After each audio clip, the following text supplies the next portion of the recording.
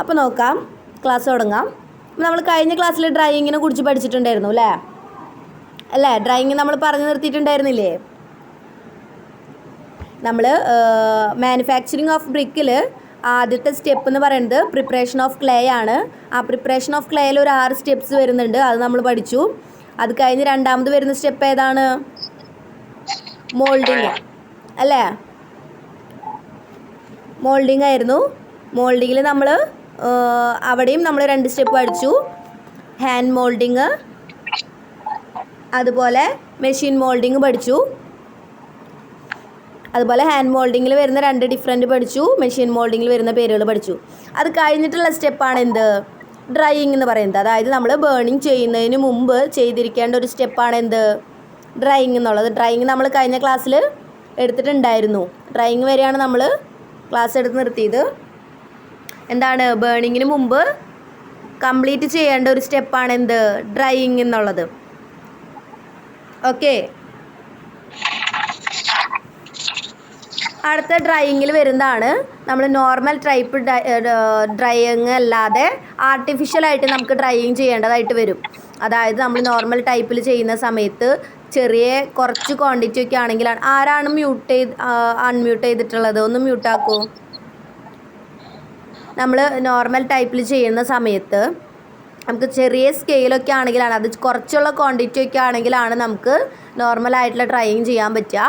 അല്ലാതെ നമ്മൾ ചെയ്യുന്ന ഒരു ടൈപ്പാണ് എന്ത്? Artificial drying. ആർട്ടിഫിഷ്യൽ ഡ്രൈയിങ് എന്ന് പറയുന്നത് എന്താ? Artificial drying, the bricks are generally dried by natural process. Bricks നമ്മൾ നാച്ചുറൽ പ്രോസസ്സ് വഴിയാണ് ഡ്രൈയിങ് ചെയ്യുക. But when bricks are to be rapidly dried on a large scale, അതായത് കൂടുതൽ ക്വാണ്ടിറ്റി വരുമ്പോൾ, large scale എന്ന് വെച്ച് കഴിഞ്ഞാൽ കൂടുതൽ ക്വാണ്ടിറ്റീനാണ് അവിടെ ലാർജ് സ്കെയിൽ എന്ന് ഉദ്ദേശിക്കുന്നത്. കഴിഞ്ഞ ക്ലാസ്സിൽ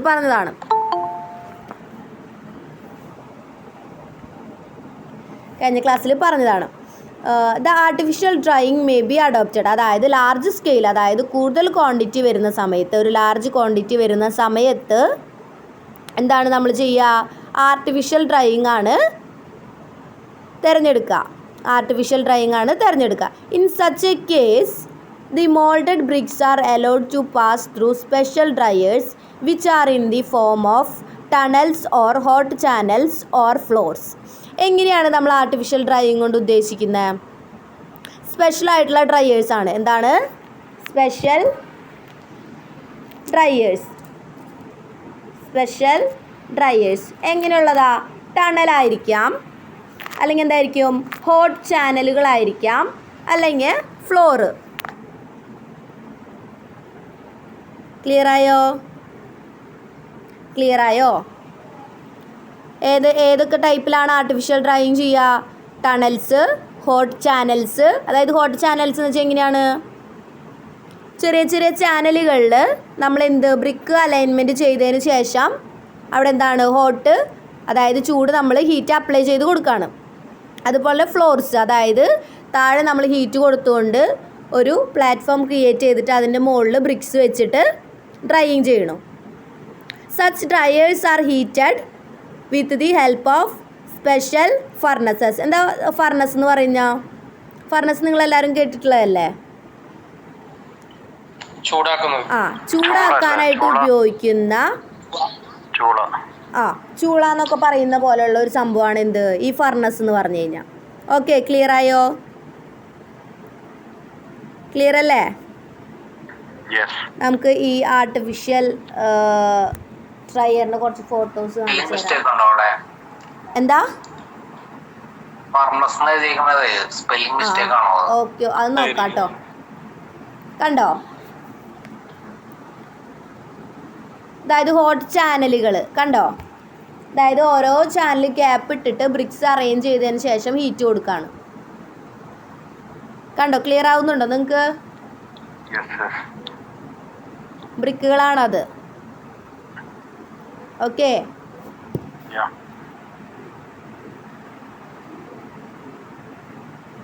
ഇതാണ് ബ്രിക്കുകൾ. കണ്ടോ? കണ്ട ഓരോ ലെയർ അതിൻ്റെ ഇടയിൽ ഒരു സ്പേസിങ് കൂടി കൊടുത്തിട്ടുണ്ട്. അതെന്തിനു വേണ്ടിയിട്ടാ? ഹീറ്റ് കൊടുക്കാൻ വേണ്ടിയിട്ട്. മനസ്സിലായോ? അതുപോലെ തന്നെ ഈ ഹീറ്റ് കൊടുക്കുന്ന സമയത്ത് ഉണ്ടാവുന്ന പുകയും കാര്യങ്ങളൊക്കെ ഇല്ലേ, സ്മോഗും കാര്യങ്ങളൊക്കെ റിലീസാവും വേണം ആ സ്പേസിൽ കൂടെ. ഓക്കെ,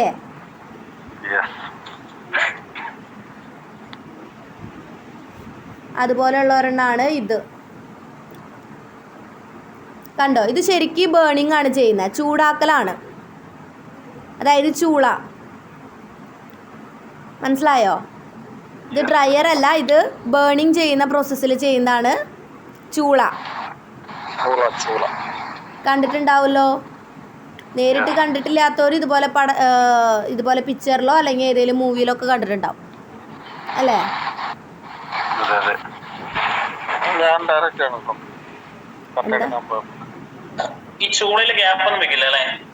എന്താ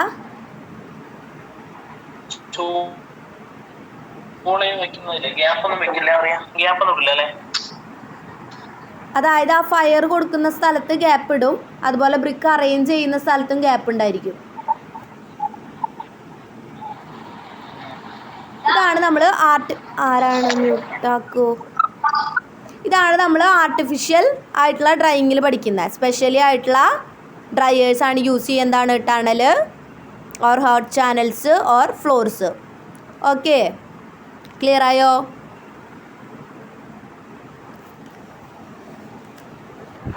ക്ലിയർ അല്ലേ? ആ, ഓക്കെ. അടുത്ത നമ്മൾ നോർമലി എങ്ങനെയാണ് എന്ത് ചെയ്യുക, ഡ്രൈയിങ് ചെയ്യാന്നുള്ളതാണ്. എങ്ങനെയാ? Circulation of air. എന്താ സർക്കുലേഷൻ ഓഫ് എയറിൽ വരുന്നത്? എയർ സർക്കുലേഷൻ ഉള്ള സ്ഥലത്ത് നമ്മൾ ഈ ബ്രിക്സിനെ പ്ലേസ് ചെയ്യണം അല്ലേ? എന്താ? The BRICS in stacks should be arranged in such a way that sufficient air space is left between them for free circulation of air. അതായത് ഫ്രീ സർക്കുലേഷൻ ഓഫ് എയർ, അതായത് എയറിൻ്റെ circulation കൂടുതലുള്ള സ്ഥലത്ത് നമ്മൾ എന്ത് ചെയ്യണം? ഈ ബ്രിക്കുകളെ ഓരോ സ്റ്റാക്സ് ആയിട്ട് അറേഞ്ച് ചെയ്യണം. അതായത് കഴിഞ്ഞ ഇതിൽ പറഞ്ഞ പോലെ ഒരെണ്ണം ഹൊറിസോണ്ടലി, ഒരെണ്ണം ലെങ്ത് വൈസ് ആണെങ്കിൽ ഒരെണ്ണം അക്രോസ് ആയിട്ടാണ് വെക്കാനായിട്ട്. കഴിഞ്ഞ ക്ലാസ്സിൽ ബ്രിക്ക് അറേഞ്ച് ചെയ്യണത് പറഞ്ഞില്ലേ ഡ്രയറിൽ? ആ, അതുപോലെ എയർ സർക്കുലേഷൻ ഉള്ള സ്ഥലത്ത് നമ്മൾ എന്ത് ചെയ്യണം? ബ്രിക്കുകൾ അറേഞ്ച് ചെയ്ത് വയ്ക്കണം. അതാണ് ഒരു ഡ്രൈയിങ് പ്രോസസ്സ് എന്ന് പറയുന്നത്. ക്ലിയർ ആയോ? നോർമലി നമ്മൾ നാച്ചുറലി ചെയ്യുന്ന ഒരു ഡ്രൈയിങ് പ്രോസസ്സ്. ക്ലിയർ ആയോ? സർക്കുലേഷൻ ഓഫ് എയറിൽ. ആ, അതുപോലെ വരുന്നതാണ് drying yard. Drying yard for the drying purposes special drying yard should be prepared. അതായത് സ്പെഷ്യലി നമ്മൾ എന്ത് ക്രിയേറ്റ് ചെയ്യും? ഡ്രൈയിങ് യാർഡുകളെന്ന് ഉദ്ദേശിക്കുന്നത് ഇതുപോലെ ഞാൻ പറഞ്ഞ പോലെ ഈ സർക്കുലേഷൻ ഓഫ് എയറിൽ നമ്മളിങ്ങനെ അറേഞ്ച് ചെയ്ത് വയ്ക്കില്ലേ, ഈ അറേഞ്ച് ചെയ്ത് വയ്ക്കുന്നത് തന്നെയാണ് ഈ ഡ്രൈയിങ് യാർഡിൽ വരുന്നത്. It should be slightly on the higher level and it is desirable to cover it with sand. Such an arrangement would prevent the accumulation of rain water. അതായത് ഇവിടെ നമ്മൾ എന്താ, ഡ്രൈയിങ് യാർഡിൽ റെയിൻ വാട്ടറിനെ പ്രിവെൻറ്റ് ചെയ്യുന്ന രീതിയിൽ ഡ്രൈയിങ് യാർഡ് ക്രിയേറ്റ് ചെയ്തിടും. Okay, അതായത് സർക്കുലേഷൻ ഓഫ് എയറിൽ ചെയ്യുന്ന പോലെ തന്നെ നമ്മൾ എന്തും കൂടി ചെയ്യും? റെയിൻ വാട്ടറിൻ്റെ, അതായത് നമ്മൾ ശരിക്കും അത് റെയിൻ വാട്ടർ അടിക്കുന്ന സ്ഥലത്തല്ല വയ്ക്കുക, പക്ഷേ ഇൻ കേസിൽ കാറ്റടിക്കുമ്പോഴൊക്കെ റെയിൻ വാട്ടർ തട്ടാം അല്ലേ? അപ്പം അതൊന്നും ഇല്ലാത്ത ഒരു ഡ്രൈയിങ് യാർഡാണ് നമ്മൾ ക്രിയേറ്റ് ചെയ്യുന്നത്. ഓക്കെ, അടുത്ത് വരുന്നതാണ് പീരീഡ് ഫോർ ഡ്രൈയിങ്. എന്താ? The time required by moulded bricks to dry depends on. ആരാണ്ട് അൺമ്യൂട്ട് ചെയ്തിട്ടുള്ളത്? ഒന്ന് മ്യൂട്ട് ചെയ്യൂ, ഡിസ്റ്റർബൻസ് ആണ്. Prevailing weather conditions, usually it takes about 3 to 10 days for bricks to become dry. അതായത് brick dry ആവാനായിട്ട് എത്ര period എടുക്കും? 3 തൊട്ട് 10 ദിവസം. 3 to 10 days നോട്ട് ചെയ്യാം. അതായത് ഇത് ഇൻക്ലൂഡിങ് വെതർ കണ്ടീഷൻസ് ആണ് കേട്ടോ. അതായത് മഴയുള്ള സമയത്താണെങ്കിലും വെയിലുള്ള സമയത്താണെങ്കിലും വെതറിങ് കണ്ടീഷൻസ് ഡിപ്പെൻഡ് ചെയ്തിട്ട് 3 തൊട്ട് 10 ദിവസം വരെ ബ്രിക്സ് ഡ്രൈ ചെയ്യാനായിട്ട് നിർത്താറുണ്ട്. ക്ലിയർ ആയോ? ആ അടുത്ത സ്ക്രീനിങ്സ് ആണ്. സ്ക്രീൻസ് എന്താ? It is to be seen that bricks are not directly exposed to wind or sun for drying. അതായത് സ്ക്രീൻസിൽ നമ്മൾ ഡയറക്റ്റായിട്ട് വിൻഡും അതുപോലെ സൺലൈറ്റും അടിക്കുന്ന സ്ഥലത്ത് നമ്മൾ എന്ത് ചെയ്യില്ല? സീൻ ചെയ്യുക. അതായത് സ്ക്രീനിങ് എന്ന് വെച്ച് കഴിഞ്ഞിട്ടുണ്ടെങ്കിൽ ഈ ബ്രിക്കുകൾ ഇങ്ങനെ നിരത്തി വെക്കുക. അതായത് ഡ്രൈയിങ് ചെയ്യുന്ന സംഭവം തന്നെയാണ്. അതായത് ഡ്രൈയിങ് ആവാൻ വേണ്ടിയിട്ട് നമ്മൾ ഈ ബ്രിക്കുകളൊക്കെ ഇങ്ങനെ ഓരോന്നോരോന്നായിട്ട് അറേഞ്ച് ചെയ്ത് വെക്കുന്നു. അതെങ്ങനെയുള്ള സ്ഥലത്താണ്? ഡയറക്റ്റായിട്ട് വിൻഡും സൺലൈറ്റും അടിക്കാത്ത സ്ഥലത്താണ്. ഓക്കെ, ക്ലിയർ ആയോ?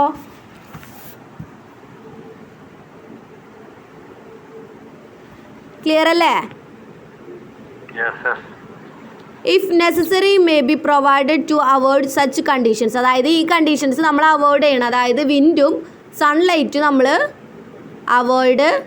ഡയറക്റ്റായിട്ട് അടിക്കുന്നത് അവോയ്ഡ് ചെയ്യണം. ഓക്കെ, ഇതാണ് ഡ്രൈയിങ്ങിൽ നമുക്ക് പഠിക്കാനുള്ളത്. ഡ്രൈയിങ്ങിൽ എന്താ? ഡ്രൈയിങ് എന്താണെന്നുള്ളത് പഠിച്ചു. അതിൽ ആർട്ടിഫിഷ്യൽ ഡ്രൈയിങ് എന്ന് പറഞ്ഞാൽ എന്താണ്? ടണൽ അല്ലെങ്കിൽ ഹോട്ട് ചാനൽസ്, ഫ്ലോർസ് ഉപയോഗിച്ചുകൊണ്ട് എന്ത് ചെയ്യുന്നു? ഡ്രൈയിങ് ചെയ്യുന്നു. അതായത് സ്പെഷ്യലി ക്രിയേറ്റ് ചെയ്തിട്ടുള്ള ഡ്രൈയേഴ്സ് ഉപയോഗിച്ച് ബ്രിക്സ് ഡ്രൈ ചെയ്യുന്നു. ക്ലിയർ അല്ലേ? ആ, അതുപോലെ എന്താണ്?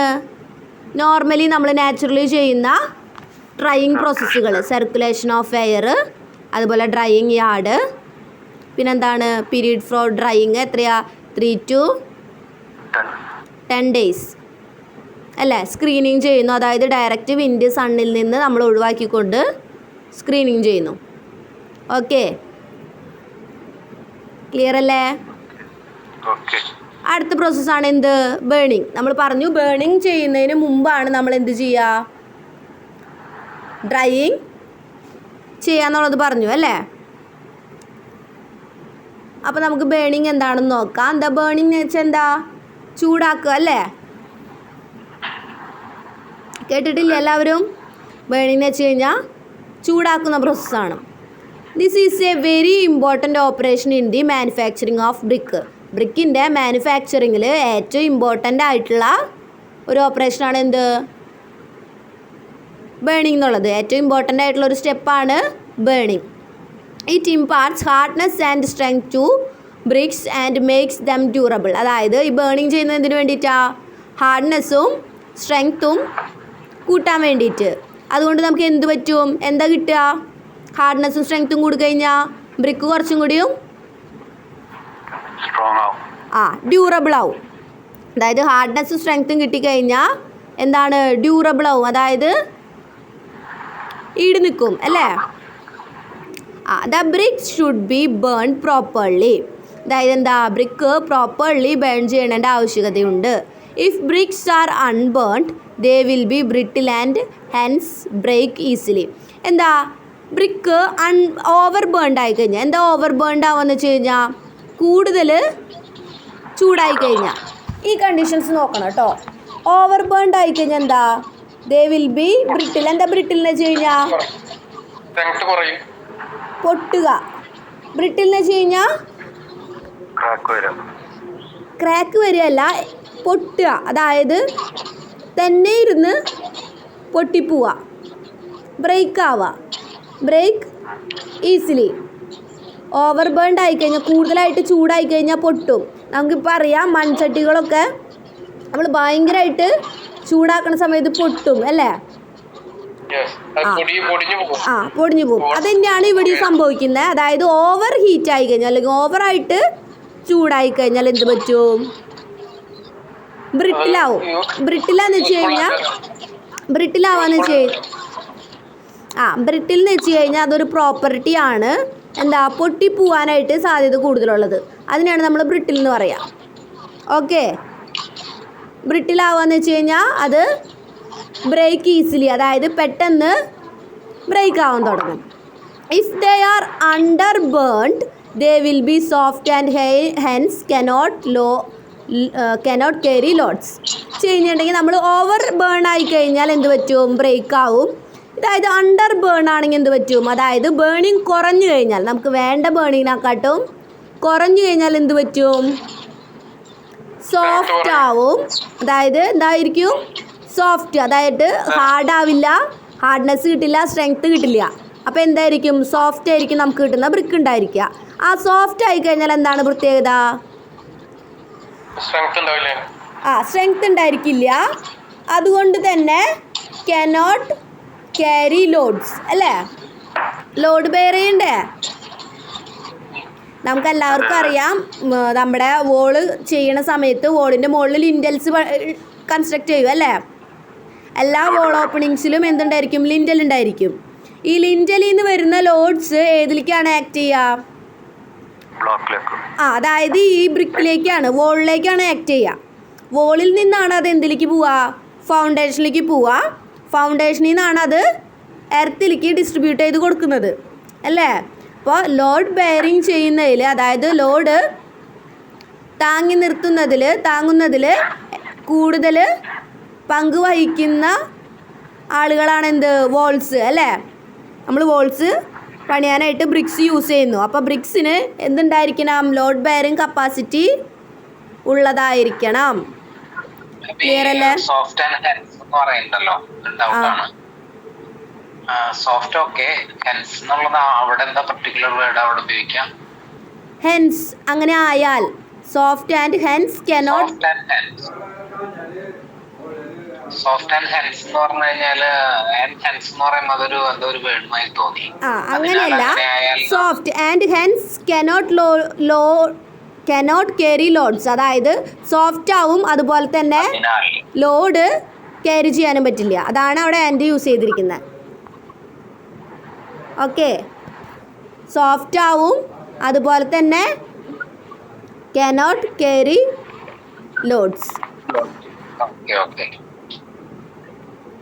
ഇവിടെ തന്നിരിക്കുന്ന പോലെ brittle and hence break easily. Clear ആയോ? അപ്പോൾ ബേണിംഗ് ചെയ്യുന്ന സമയത്ത്, ബേണിംഗ് എന്ന് പറഞ്ഞു കഴിഞ്ഞാൽ ഏറ്റവും ഇമ്പോർട്ടൻ്റ് ആയിട്ടുള്ള സ്റ്റെപ്പാണ്. മാനുഫാക്ചറിങ് ഓഫ് ബ്രിക്സിൽ ഏറ്റവും ഇമ്പോർട്ടൻ്റ് ആയിട്ട് വരുന്ന ഒരു സ്റ്റെപ്പാണ് എന്ത്, ബേണിംഗ് എന്നുള്ളത്. ബേണിംഗ് ചെയ്യുന്നത് എന്തിനാണ്, ബേണിംഗ് ചെയ്യുന്ന സമയത്ത് ബ്രിക്സ് ഹാർഡ്നെസ് ആയിരിക്കും, അതുപോലെ സ്ട്രെങ്ത്തും അച്ചീവ് ചെയ്യും. അതിൻ്റെ മാക്സിമം ഹാർഡ്നെസ്സും സ്ട്രെങ്ത്തും അച്ചീവ് ചെയ്യും. അതുകൊണ്ട് തന്നെ അത് ആ ബ്രിക്ക് ഡ്യൂറബിൾ ആയിരിക്കും. ഓക്കെ, അവിടെ വരെ ക്ലിയർ അല്ലേ? അപ്പോൾ നമ്മൾ പ്രോപ്പറായിട്ട് ബ്രിക്ക് ബേൺ ചെയ്യണതിൻ്റെ ആവശ്യകതയുണ്ട്. അതുപോലെ തന്നെ ഓവറായിട്ട് ബേൺ ചെയ്ത് കഴിഞ്ഞാൽ ബ്രിക്ക് പെട്ടെന്ന് ബ്രിട്ടിലാവും. അതായത് എന്താ, ബ്രേക്ക് ഈസിലി പെട്ടെന്ന് ബ്രേക്കായി പോവും, പൊട്ടിപ്പോവും. അതായത് അണ്ടർ ബേൺഡ് ആയിക്കഴിഞ്ഞാൽ എന്താ, അതായത് നമുക്ക് ബേൺ ചെയ്യുന്നത് കുറഞ്ഞു കഴിഞ്ഞാൽ എന്ത് പറ്റും, സോഫ്റ്റ് ആയിട്ട് മാറും. സോഫ്റ്റ് ആയിക്കഴിഞ്ഞാൽ എന്താണ്, ലോഡ് ക്യാരി ചെയ്യാനായിട്ട് പറ്റില്ല. അതായത് നമുക്കറിയാം, ഒരു ബിൽഡിങ്ങിൽ ലിൻഡൽ മെയിൻ റൂഫിൽ നിന്നുള്ള ലോഡ്സ് വോളിലേക്ക് വന്ന് അവിടെ നിന്ന് വീണ്ടും ലിൻഡലിലേക്ക് വന്ന് ലിൻഡലിൽ നിന്ന് വീണ്ടും വോളിലേക്കാണ് വരിക. അപ്പോൾ ഈ വോള് എന്ത് ചെയ്യണം, ലിൻഡലിൽ വരുന്ന ലോഡ്സിനെ ബെയർ ചെയ്തുകൊണ്ട് എന്തിലേക്ക് കടത്തി വിടണം, എന്തിലേക്ക് ആക്കണം, ഫൗണ്ടേഷനിലേക്ക് കടത്തി വിടണം വേണ്ടേ. അതിനുള്ള കപ്പാസിറ്റി നമ്മൾ കൺസ്ട്രക്ട് ചെയ്യുന്ന വോളിന് വേണം. ഓക്കെ, അപ്പം അങ്ങനെ വോൾ കൺസ്ട്രക്ട് ചെയ്യുന്നുണ്ടെങ്കിൽ ലോഡ് ബെയറിംഗ് ഉള്ള ബ്രിക്ക് വേണം, വെച്ചിട്ട് വേണം വോള് കൺസ്ട്രക്ട് ചെയ്യാനായിട്ട്. ഓക്കെ, ഇതൊക്കെ ഫ്രെയിം വർക്ക് ആണെന്ന് തോന്നുന്നല്ലേ മാം? ആ, ഇത് മുമ്പുള്ള സിസ്റ്റം ആയിരിക്കും. ഓക്കെ,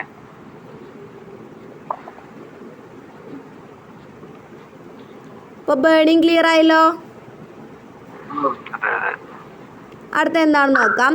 ഈ 2 പോയിന്റ് ഇമ്പോർട്ടൻ്റ് ആയിട്ടുള്ളതാണ്, നോട്ട് ചെയ്ത് വെക്കണം കേട്ടോ.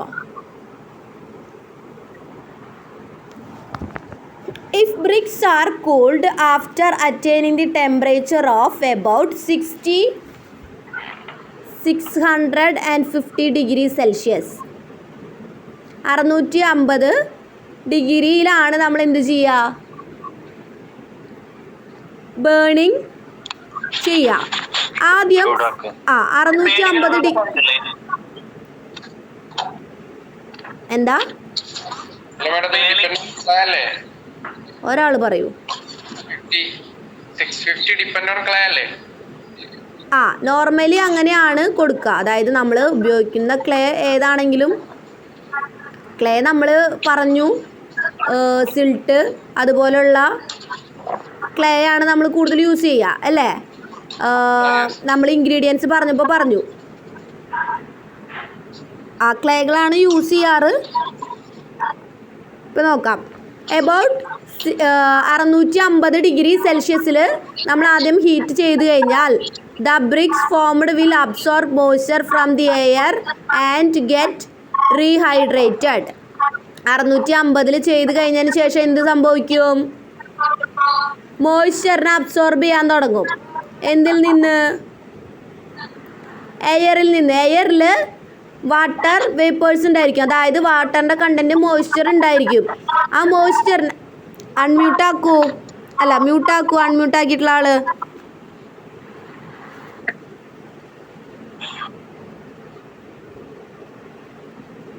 അതായത് 650 ഡിഗ്രി സെൽഷ്യസിൽ ബേൺ ചെയ്തതിന് ശേഷം എന്താണ് ചെയ്യുന്നത്?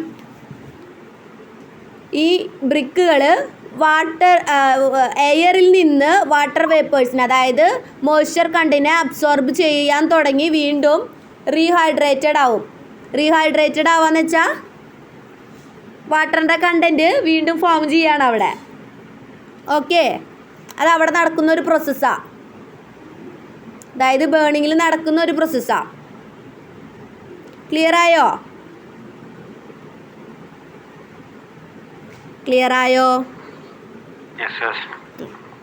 അതായത് ബേണിങ് ചെയ്യുന്നത് BRICS R cooled after attaining, അതായത് 650 ഡിഗ്രി സെൽഷ്യസ് കൊടുത്തതിന് ശേഷം അത് കൂളായിരുന്ന സമയത്ത് എന്താണ് പറ്റുക?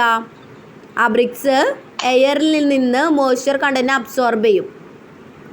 ഈ ഇങ്ങനെ ചെയ്യുന്നില്ലേ? എയറിൽ നിന്ന് മോയ്സ്ചർ കണ്ടന്റിനെ അബ്സോർബ് ചെയ്യുന്ന ഇതിനെ നമ്മളൊരു പേര് പറയും. ഹൈഗ്രോസ്കോബിസിറ്റി എന്ന് പറയാം. പഠിക്കാനില്ല?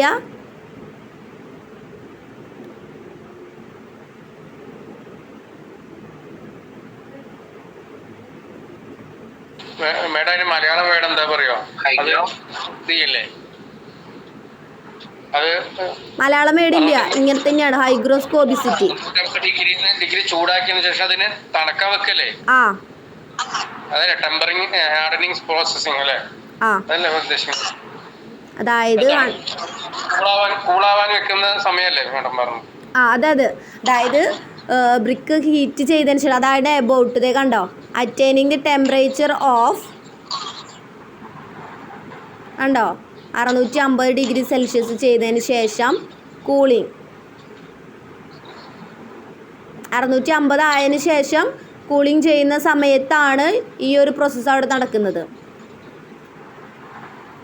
ഓക്കെ, അടുത്ത എന്താ റിയാക്ഷൻ നടക്കുന്നത്? The reactions between the mineral constituents of clay are achieve at higher temperature and these reactions are necessary to give new properties such as strength, hardness, less moisture absorption etcetera.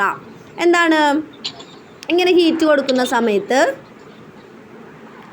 എത്രയിലാണെന്നറിയോ heat കൊടുക്കുന്നത്? 1100 degree Celsius. 1100 degree സെൽഷ്യസിൽ എന്ത് സംഭവിക്കും?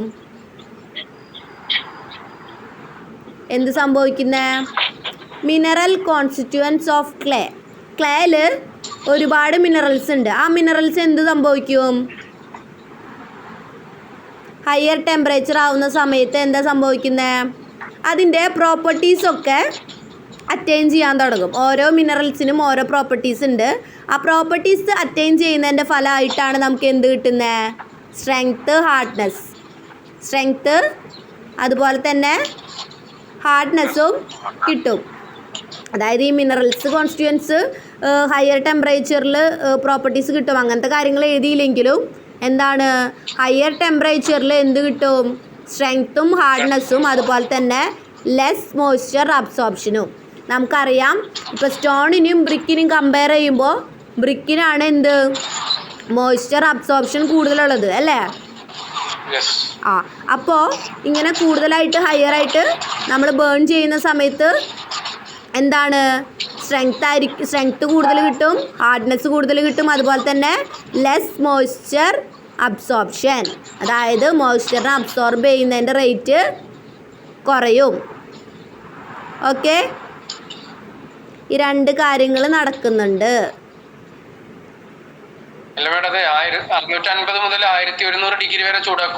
ഇല്ല, ആദ്യം 650, എന്നിട്ട് നമ്മൾ കൂളിങ്ങിനുള്ള സമയം കൊടുക്കും, അതിന് ശേഷമാണ് ഇത് ചെയ്യാം. 1200, പിന്നെ 1100 അല്ല, 1100 വരെ, അതായത് 650 നിന്ന് 1100 വരെ.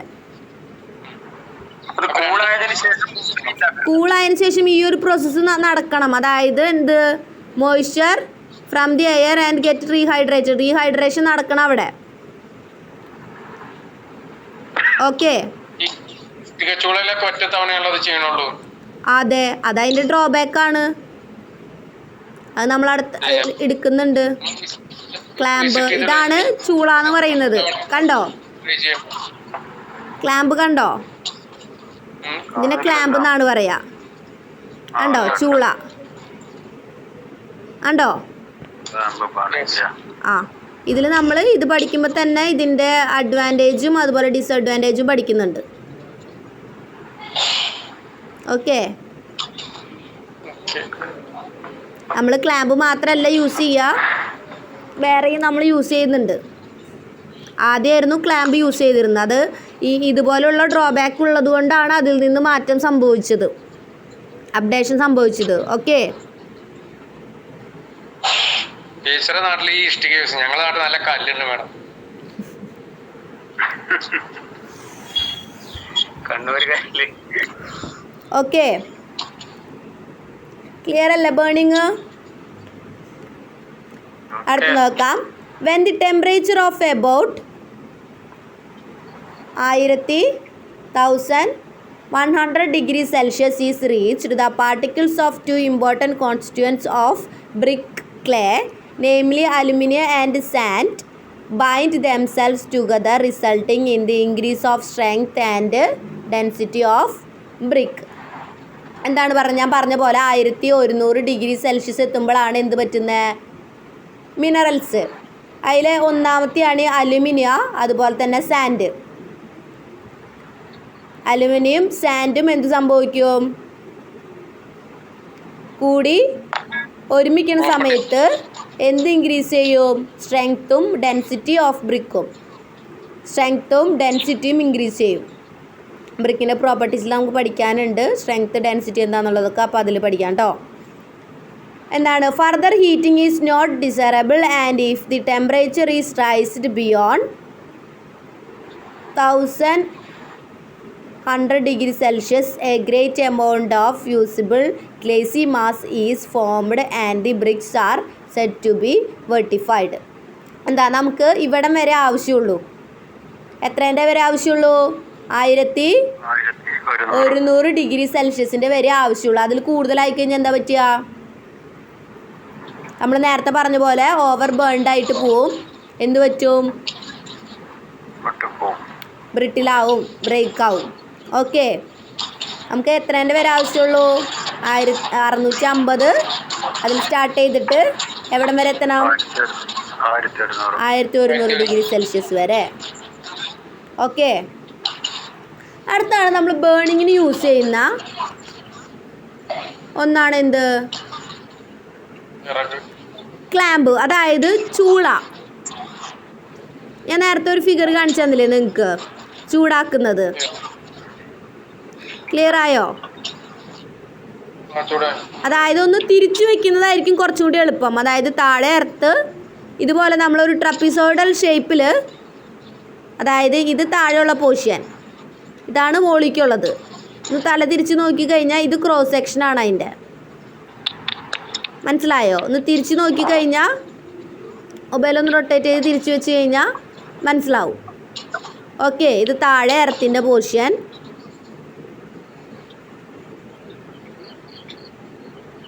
ഇത് താഴെ എർത്തിൻ്റെ പോർഷൻ, ഇത് മോളിക്കാണ് എന്ത്, ക്ലാമ്പ്, അതായത് ചൂള. കണ്ടിട്ടുള്ളതല്ലേ? ഞാൻ നേരത്തെ ആ ഫിഗർ കാണിച്ചൊന്നും ഇനി കാണണോ? അത് ഇല്ലേ, സ്ക്രീനില്ലേ? സ്ക്രീൻ ഉണ്ടല്ലോ. ക്ലാമ്പ് ബേണിംഗ് കാണിക്കാൻ. കണ്ടോ ക്ലാമ്പ്?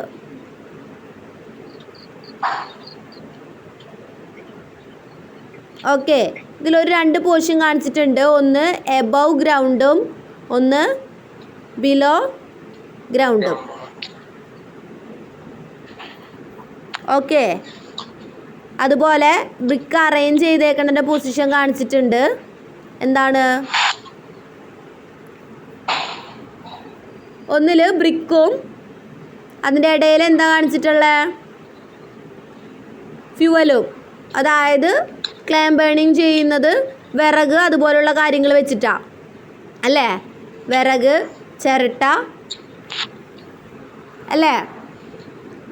അങ്ങനെയുള്ള മെറ്റീരിയൽസ് വെച്ചിട്ടാണ് എന്ത് ചെയ്യുക? ക്ലാം ബേണിങ് ചെയ്യുക.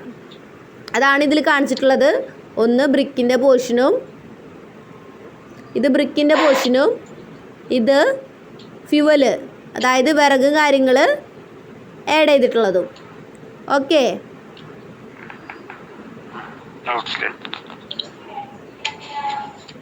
ക്ലിയർ ആയോ? ഇത് ഞാൻ പറഞ്ഞ പോലെ ഒന്ന് തിരിച്ചു വെച്ച് നോക്കി കഴിഞ്ഞാൽ കറക്റ്റ് ആയിരിക്കും. നേരത്തെ ഫിഗറും കൂടി വെച്ചൊന്നും കൂടി നോക്കുക. ഇതാണ് ഫിഗർ വരുന്നത്. ഇനി ക്ലാം ബേണിങ് എന്താ നോക്കാം. A piece of ground is selected its shapes in plan is generally trapezoidal. എന്താ ജനറൽ ട്രപ്പിസോയിഡൽ എന്ന് പ്രത്യേകത എന്താ? എന്താ trapezoidal shape?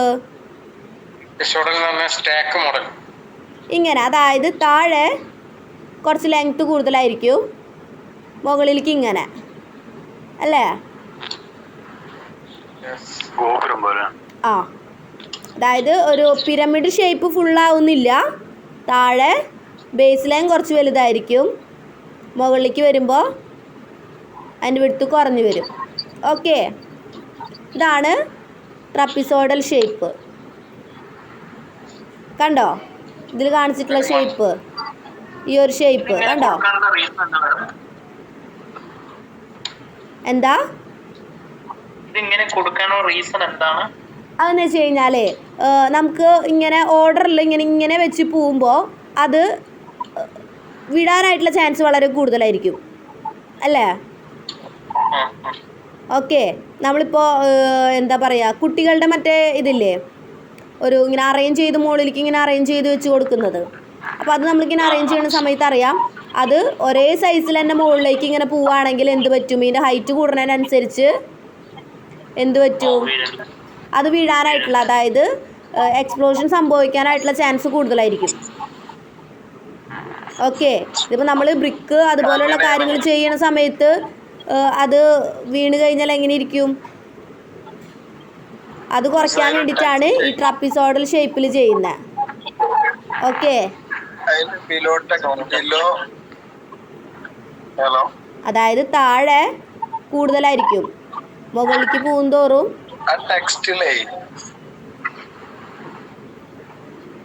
Below ground above ground എഴുതിയിട്ടുണ്ടല്ലോ. ആ, അത് പറഞ്ഞുതരാം.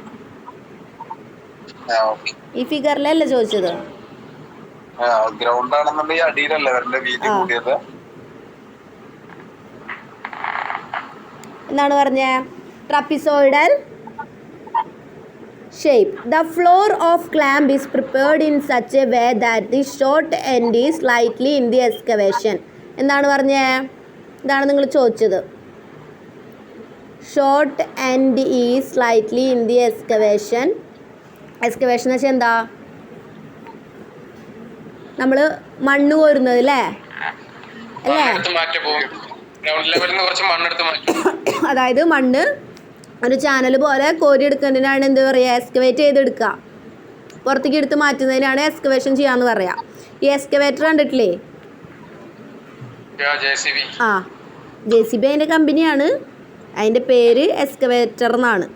എക്സ്കവേറ്റ് ചെയ്ത്, അതായത് മണ്ണിനോ മറ്റെന്തിനോ എക്സ്കവേറ്റ് ചെയ്തെടുക്കുന്നതിനാണ് എക്സ്കവേറ്റർ എന്ന് പറയാം.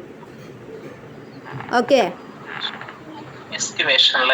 ആ, എക്സ്കവേഷൻ എന്ന് വെച്ച് കഴിഞ്ഞിട്ടുണ്ടെങ്കിൽ ഈ മണ്ണിങ്ങനെ ചാനൽ പോലെ ഇങ്ങനെ കോരിയെടുക്കുക.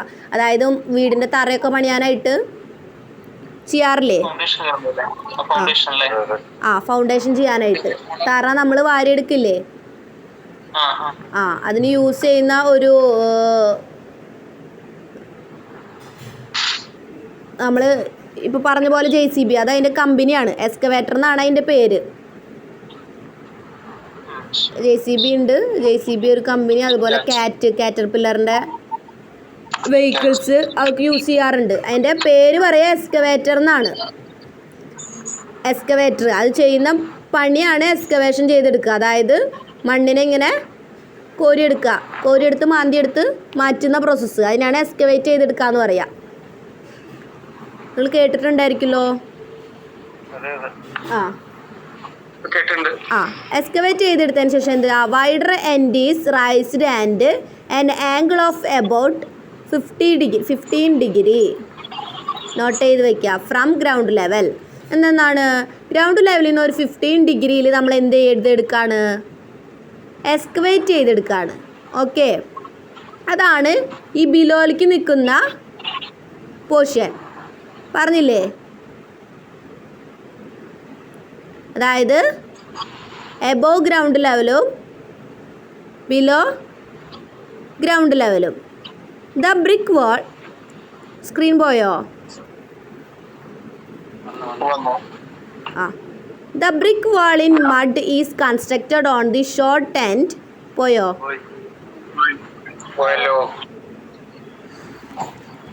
വന്നില്ലേ? Mud is constructed on the short end and a layer of fuel is laid on the prepared floor. എന്താ ചെയ്യുന്നത്? മണ്ണ് വെച്ചിട്ടാണ് നമ്മളിത് അറേഞ്ച് ചെയ്ത് വെക്കുക. അതായത് ബ്രിക്സുകൾ എന്താ മ്യൂട്ടാക്കോ? നമ്മൾ മഡ് വെച്ചിട്ടാണ് എന്ത് ചെയ്യുക, ഈ ബ്രിക്സിനെ നമ്മൾ കുറച്ചും കൂടിയും ഉറപ്പിച്ച് നിർത്താനായിട്ട് മഡ് യൂസ് ചെയ്യും. മണ്ണ് കുഴച്ച് എന്ത് യൂസ് ചെയ്യും, ഒരു പ്ലാസ്റ്ററിങ് പോലെ അതും അപ്ലൈ ചെയ്ത് കൊടുക്കും. ഓക്കെ, എന്തിനാണ്? നമ്മൾ നേരത്തെ പറഞ്ഞ പോലെ ഇത് കൊളാപ്സിബിൾ ആവാനായിട്ടുള്ള ചാൻസ് കൂടുതലാണ്. അതുകൊണ്ട് ഒരു ഉറപ്പിന് വേണ്ടിയിട്ട് എന്തുകൂടി ചെയ്ത് കൊടുക്കും, മഡ് വെച്ചിട്ട് ഒരു പ്ലാസ്റ്ററിങ് പോലെ. ഓക്കെ, പിന്നെ എന്തുകൊണ്ട് ചെയ്ത് കൊടുക്കും, ലെയർ ഓഫ് ഫ്യൂവൽ. നമ്മൾ എന്ത് ഫ്യൂവൽസ് യൂസ് ചെയ്യാം? The fuel may be consist of grass, പുല്ലുകൾ. പിന്നെന്താ, കൗ ഡങ്, എന്താ ചാണകം ഉണക്കിയതൊക്കെ. ആദ്യം ചാണകം ഉണക്കിയതൊക്കെ ആയിരുന്നു. ഓക്കെ, അതുപോലെ ലിറ്റേഴ്സ്, ഈ ലീവ്സൊക്കെ ഇല്ലേ, അതായത് മരങ്ങളിൽ നിന്ന് വീഴുന്ന കുറച്ച് ഹാർഡായിട്ടുള്ള നമുക്ക് കത്തിക്കാനൊക്കെ പറ്റുന്ന രീതിയിലുള്ളത്. അതുപോലെ ഹക്സ് ഓഫ് റൈസ്, എന്താ ഈ നെല്ലിൻ്റെ ഓക്കെ, എന്താ പതിരോ?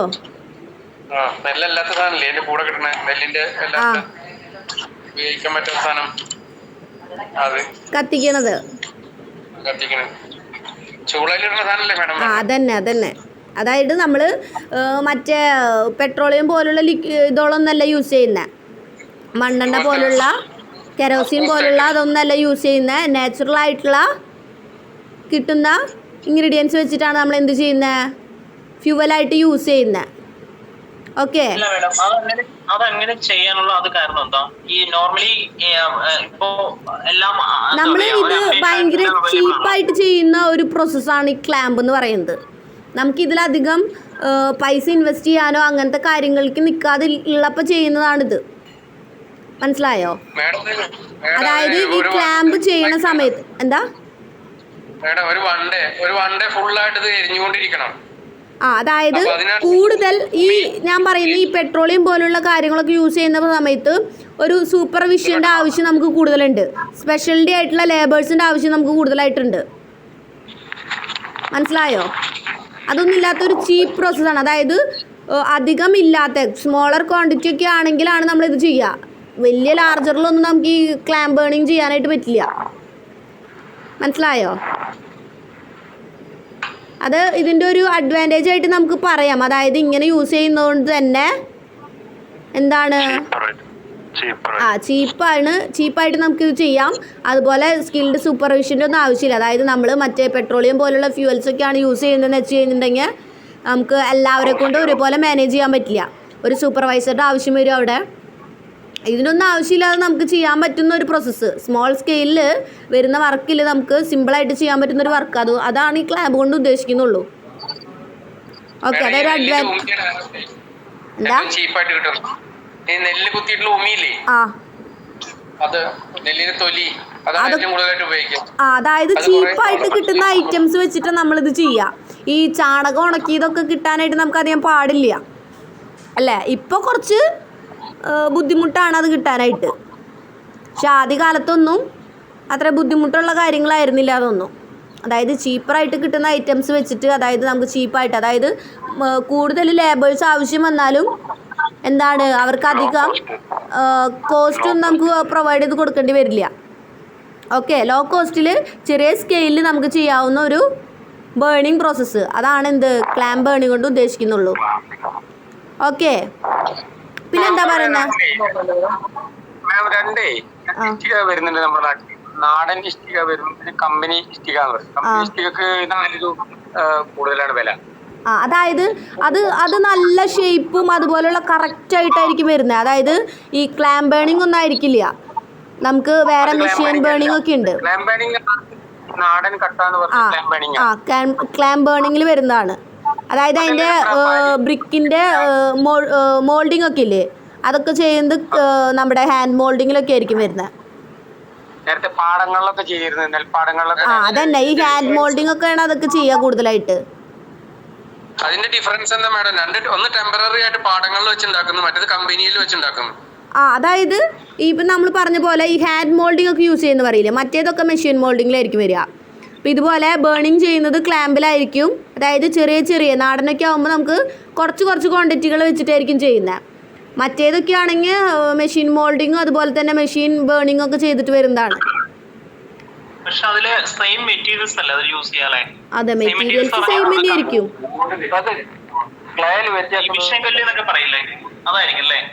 എന്ത്? അങ്ങനെയല്ല, ഇഷ്ടികയുടെ കാര്യം പറയുന്നത്. അല്ല, അത് ഓക്കെയാണ്. ഇഷ്ടികയുടെ കാര്യം തന്നെ. ഇതിലിപ്പോ നല്ല മോൾഡിംഗ് ടൈപ്പിലുള്ള ഒരു കല്ല് വരുന്നുണ്ട് ഇഷ്ടിക. നോർമലി ചെങ്കലും അല്ലാതെ നല്ല ഫിനിഷിംഗ് ആയിട്ടുള്ള ഒരു കട്ട വരുന്നുണ്ട്. അതന്നെ സുഹൃത്തെ പറഞ്ഞത്, ഒന്ന് പാടങ്ങളിൽ മനുഷ്യന്മാർ ചവിട്ടി കുഴച്ചിട്ട് ഉണ്ടാക്കുന്നതാണ്, അതാണ് ടെമ്പററി ആയിട്ട് ഉണ്ടാക്കുന്നത്. അതായത് ഹാൻഡ് മോൾഡിംഗ് പോലുള്ള പ്രോസസ്സുകളിൽ ഉണ്ടാക്കുന്നത്. നമ്മൾ ഉപയോഗിക്കുന്ന മെറ്റീരിയലിന് മാറ്റമൊന്നും ഉണ്ടാവില്ല, സെയിം തന്നെയാണ്. അതായത് അതിൽ കൊടുക്കുന്ന ഇൻഗ്രീഡിയൻസ്, ഇപ്പോൾ കളർ വയ്ക്കാൻ വേണ്ടിയിട്ട് നമ്മൾ അയൺ ഓക്സൈഡ് മഗ്നീഷ്യം ഒക്കെ കൊടുക്കുന്ന പോലെ തന്നെ അതൊക്കെ അപ്ലൈ ചെയ്ത് കൊടുക്കുന്നുണ്ട്. ഇൻഗ്രീഡിയൻസിലൊന്നും മാറ്റില്ല, ചെയ്യുന്ന പ്രോസസ്സുകളിൽ മാത്രമാണ് മാറ്റം വരുന്നത്. അതായത് നാടൻ ഇതുകളൊക്കെ യൂസ് ചെയ്യുന്ന സമയത്ത് ചീപ്പറായിട്ടുള്ള പ്രോസസ്സുകളായിരിക്കും ചെയ്യുന്നത്, കൂടുതൽ റേറ്റും അതുപോലെ സ്മോൾ സ്കെയിലൊക്കെ ആയിരിക്കും ചെയ്യുന്നത്. ഓക്കെ, പിന്നെന്താണ്? The thickness of the layer is about 70 centimetre to 80 centimetre. എന്താണ്, നമ്മൾ ഈ ബ്രിക്കുകൾ അലൈൻ ചെയ്ത് വെക്കുന്നില്ലേ, അതിൻ്റെ തിക്നെസ് ആണ് പറയുന്നത്. എത്രയാ? 70 സെൻറ്റിമീറ്റർ ടു 80 സെൻറ്റിമീറ്റർ വരെ. എന്താ അത്രയും അത് സ്പെസിഫിക് ആയിട്ട് പറയാനുള്ള കാരണം? അത് കഴിഞ്ഞാൽ നമ്മൾ എന്തിനാണ് ഫ്യൂവലിനുള്ള ഗ്യാപ്പ് കൊടുക്കും, അതുപോലെ തന്നെ എന്ത് ഗ്യാപ്പ് കൂടിയും കൊടുക്കും? ഈ നമ്മൾ ഈ ബേൺ ചെയ്യണ സമയത്ത് ഈ പുക അങ്ങനത്തെ കാര്യങ്ങളൊക്കെ പുറത്തേക്ക് പോകാനായിട്ടുള്ള സ്പേസിങ്ങും കൊടുക്കും. ഓക്കെ, അതുകൊണ്ടാണ് ഈ 70 to 80 സ്പെസിഫൈ ചെയ്ത് പറയാനുള്ള കാരണം. പിന്നെന്താ? The wood or coal dust may also be used as fuel. എന്താ? വുഡ്, മരത്തിൻ്റെ വിറകുകൾ, അതുപോലെ തന്നെ കോൾ, എന്താ? ചാർക്കോള് എന്ന് വെച്ച് കഴിഞ്ഞാൽ കൽക്കരി. ഓക്കെ, കൽക്കരിയുടെ കട്ടകളൊക്കെ കണ്ടിട്ടില്ലേ ഇപ്പോൾ ഈ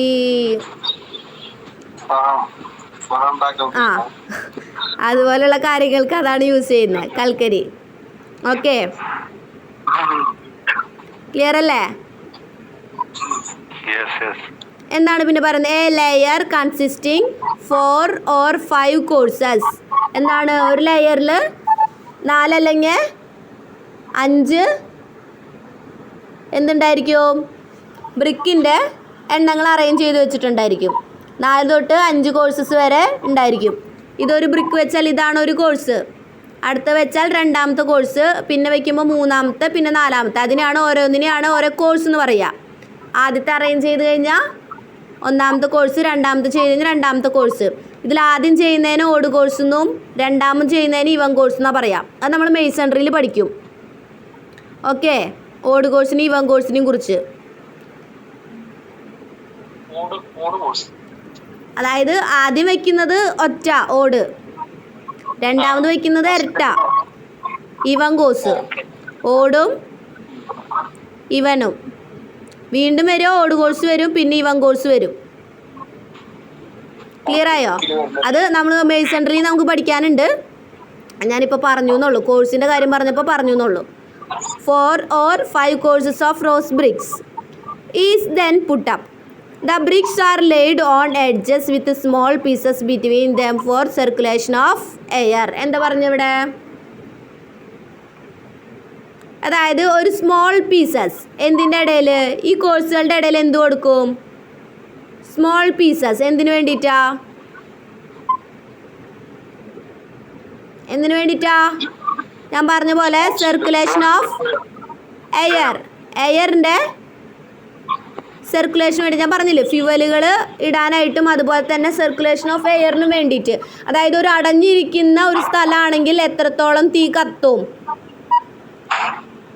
മനസ്സിലായോ? ഒരു ക്ലോസ്ഡ് ആയിട്ടുള്ള സ്ഥലത്ത് തീ കത്തുമോ? ഇല്ല.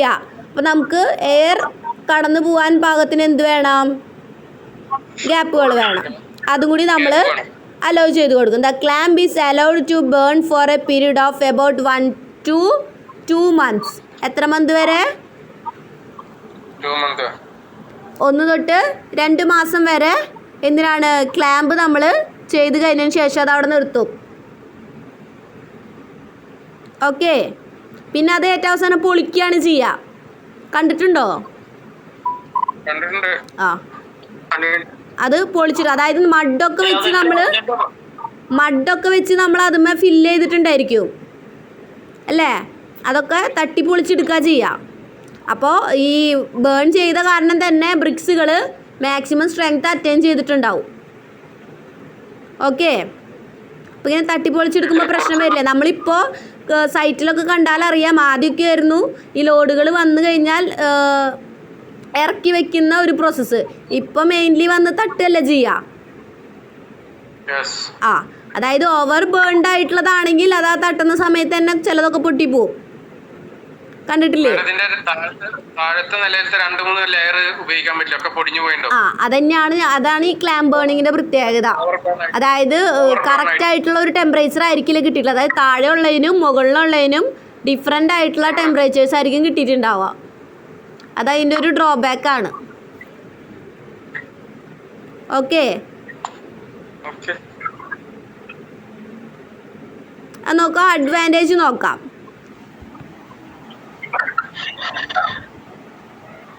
എന്താ അഡ്വാൻറ്റേജ്?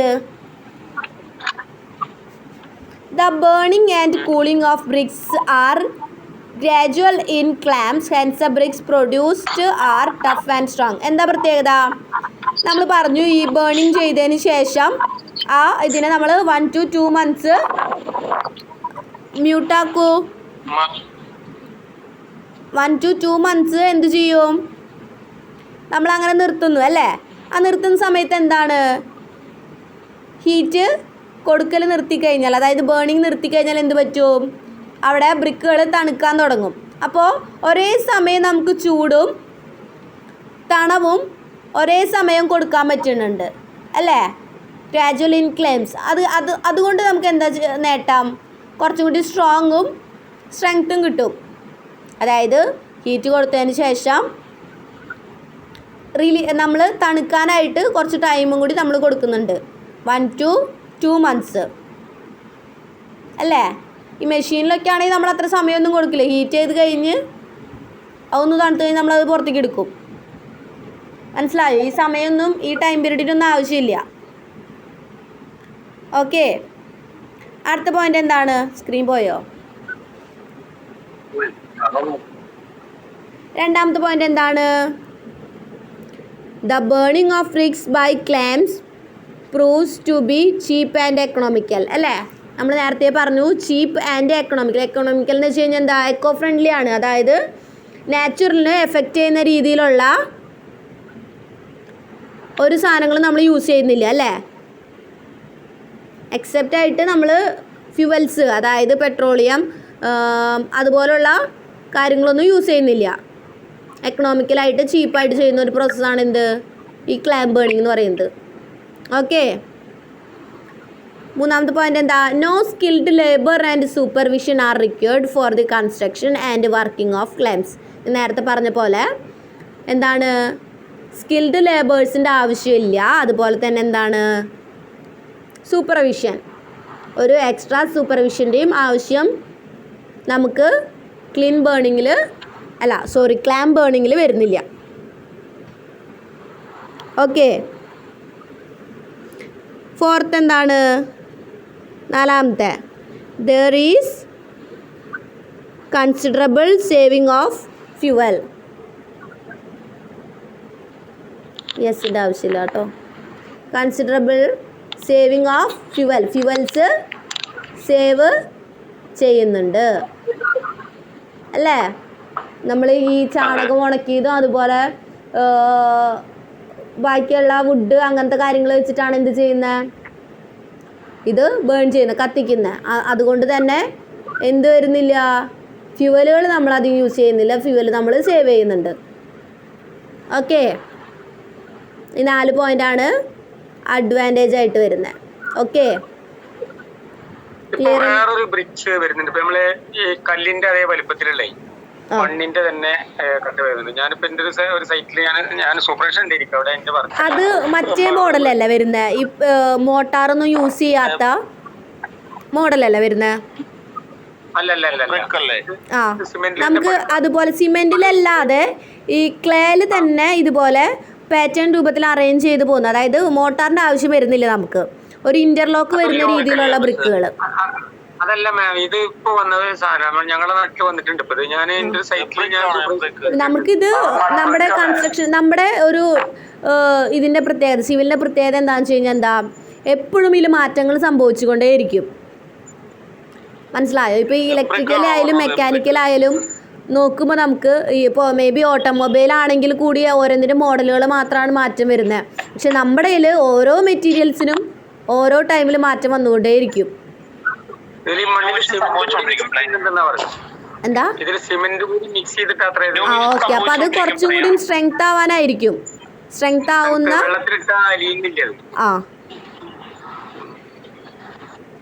അതുപോലെ സിമെന്റ് യൂസ് ചെയ്യുന്നത് കൊണ്ടുള്ള മാറ്റങ്ങളും അതിന് വരും. അതായത് ഹീറ്റ് കൂടും, റേറ്റിൽ ചേഞ്ച് വരും, അങ്ങനെയുള്ള മാറ്റങ്ങൾ വരും. ഹീറ്റ് ചെയ്യുന്നില്ല. അതായത് അതിൻ്റെ കൂടെ ക്ലേയും കൂടി മിക്സ് ചെയ്തിട്ടുള്ളത് കൊണ്ടാണ്, ക്ലേയും കൂടി കൂടുതലായതുകൊണ്ടാണ്. സിമെന്റിന്റെ പ്രത്യേകത, സിമെന്റ് വന്നു കഴിഞ്ഞാൽ അവിടെ ഹീറ്റ് വരും, ഓട്ടോമാറ്റിക്കലി ഹീറ്റ് വരുന്നതാണ്. അത് അതിൻ്റെ കൂടെ ക്ലേ ഉള്ളത് കൊണ്ടാണ് ഹീറ്റ് ആദ്യം വരാത്തത്. ഇവര് പറയുന്നത് ഇന്റർലോക്ക് വരുന്നതല്ലാതെ വേറെ ഉണ്ടെന്നാണ് ഇവര് പറയുന്നത്.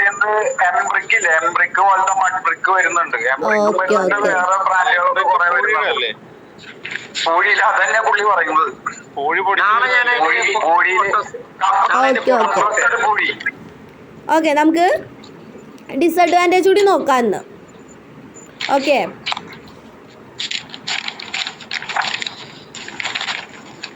എന്താ വരുന്നത്? The bricks are not of regular shape. അതായത് ഈ ക്ലേം ബേണിങ് ചെയ്യുമ്പോൾ എന്താണ് പ്രത്യേകത? ഷേപ്പിൽ മാറ്റം വരാം. അല്ലേ? നമ്മളിത് കുറേ ഇങ്ങനെ അറേഞ്ച് ചെയ്ത് വെക്കുന്നു, അതുപോലെ മഡ് ഇതുമ്പോൾ അപ്ലൈ ചെയ്ത് കൊടുക്കുന്നു. അതുകൊണ്ട് തന്നെ എന്താണ്, റെഗുലർ ആയിട്ടുള്ള ഷേപ്പ് അതിൽ നിന്ന് ചേഞ്ച് വരാം. മനസ്സിലായി? അതാണ് പറഞ്ഞ നാട്ടിലുണ്ടാക്കുന്ന കട്ടയും അതുപോലെ മെഷീൻ കട്ട എന്ന് പറഞ്ഞില്ലേ. അതിലുണ്ടാവുന്ന മാറ്റങ്ങൾ കണ്ടോ, അതായത് അതിൻ്റെ ഷേപ്പിൽ ചേഞ്ചസ് സംഭവിക്കാം. This may be due to settlement of bricks when fuel near bottom is burned and turn to ashes. എന്താണ് എന്ന് വെച്ചാൽ എന്താ പറയുന്നത്, അതായത് താഴെ നമ്മൾ എന്ത് ചെയ്ത് കൊടുക്കുന്നു, ചൂടാക്കി കൊടുക്കുന്നു. അതായത് നമ്മൾ കത്തിക്കുകയാണ് അല്ലേ, ആ കത്തിക്കുന്ന സമയത്ത് എന്താണ്, താഴെയുള്ളതിൽ സെറ്റിൽമെൻറ്റ് സംഭവിക്കുന്നു. അതുപോടൊപ്പം എന്താണ്, താഴെ കത്തിക്കുന്നതിൻ്റെ ആഷസും കാര്യങ്ങളൊക്കെ എന്തിൽ ഡെപ്പോസിറ്റ് ആവുന്നു, ഈ താഴെയുള്ള ബ്രിക്കിൽ ഡെപ്പോസിറ്റ് ആവുന്നുണ്ട്. നിങ്ങൾ ചില ബ്രിക്കിലൊക്കെ കണ്ടിട്ടുണ്ടോ കുറച്ച് കറുത്ത കളറ് അല്ലേ, കണ്ടിട്ടില്ലേ, കറുപ്പ് കൂടുന്നത്, അതായത് ഈ ചൂട് കൂടുന്ന സമയത്ത് ഈ ആഷ് പോലുള്ള സാധനങ്ങൾ ഡെപ്പോസിറ്റ് ചെയ്യുന്നതാണ്. ക്ലിയർ ആയോ? അങ്ങനെ സംഭവിക്കുന്നുണ്ട്. അതാണ് ഒന്നാമത്തെ ഡ്രോബാക്ക് പറയുന്നത്. രണ്ടാമത്തെ എന്താണ് പറയുന്നത്, it is very slow process. നമ്മൾ പറഞ്ഞ പോലെ 1 to 2 month വരെയൊക്കെ നമ്മൾ വെയിറ്റ് ചെയ്യുന്നുണ്ട് അല്ലേ, അതുകൊണ്ട് തന്നെ ഇതെന്താണ്, ഒരു സ്ലോ പ്രോസസ്സാണ്. സ്ക്രീൻ പോയി തിരിച്ചു വരും കേട്ടോ. നോക്കാം, the quality of bricks is not uniform. അതായത് എന്താണ്, ഇതിൻ്റെ ക്വാളിറ്റി യൂണിഫോം അല്ല. അതായത് എല്ലാ ബ്രിക്കും നമ്മളിപ്പോൾ അറേഞ്ച് ചെയ്ത് ഇപ്പോൾ ക്ലാമ്പിൽ വെച്ചിട്ടുള്ള എല്ലാ ബ്രിക്കിനും ഒരേ ക്വാളിറ്റി ആയിരിക്കില്ല. നേരത്തെ പറഞ്ഞ പോലെ താഴെയുള്ള ബ്രിക്സിനെ നമ്മൾ കുറച്ച് കളയും, കാരണം ഓവറായിട്ട് ബേൺ ചെയ്തിട്ടുണ്ടായിരിക്കും അത്. ഓക്കെ, അതുപോലെ തന്നെ ഏറ്റവും ടോപ്പിലുള്ള ബ്രിക്സ് അണ്ടർ ബേൺഡ് ആവാനായിട്ടുള്ള ചാൻസും കൂടുതലാണ്. ഓക്കെ, അതുകൊണ്ടാണ് പറഞ്ഞത് എല്ലാ ബ്രിക്കും ഒരേ ക്വാളിറ്റി അല്ല, യൂണിഫോം ആയിട്ടുള്ള ക്വാളിറ്റി വരുന്നില്ല. The bricks near the bottom are over burned and their near sides and top are under burned. ഞാൻ പറഞ്ഞ പോലെ തന്നെ താഴെയുള്ളത് ഓവർ ബേൺഡും മുകളിലുള്ളത് അണ്ടർ ബേൺഡ് ആവാനായിട്ടുള്ള ചാൻസ് ഉണ്ട്. അതുകൊണ്ട് തന്നെ ക്വാളിറ്റി എല്ലാത്തിനും ഒരേപോലെ ആയിരിക്കില്ല. അറ്റ് എ ടൈം നമ്മൾ ക്ലാമ്പ് ബേണിങ്ങിൽ ബ്രിക്കുകൾ ചെയ്യുന്നുണ്ടെങ്കിലും ഒരൊറ്റ ക്ലാമ്പിൽ എല്ലാ ബ്രിക്കും ഒരേ ക്വാളിറ്റി ആയിരിക്കില്ല. ക്ലിയർ ആയോ?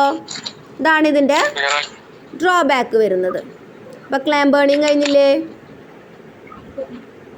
അടുത്താണ് വരുന്നത് കിൻ ബേണിങ് ആണ് വരുന്നത്. KILN, കിൻ. എല്ല് സൈലൻ്റ് ആക്കിയിട്ട് പറയാം. ഓക്കെ, അത് അടുത്ത ക്ലാസ്സിൽ എടുത്താൽ മതിയില്ലേ?